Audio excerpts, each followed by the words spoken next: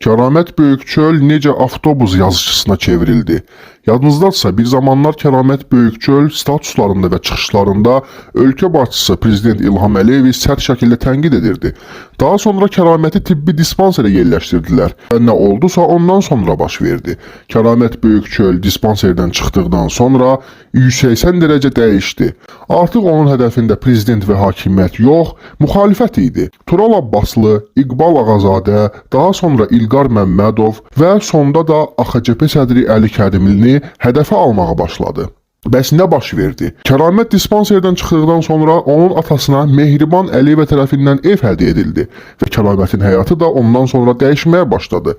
Aldığımız məlumata görə Kəramət Böyükçölə hər ay hakimiyyət tərəfindən 5000 manat paket verilir.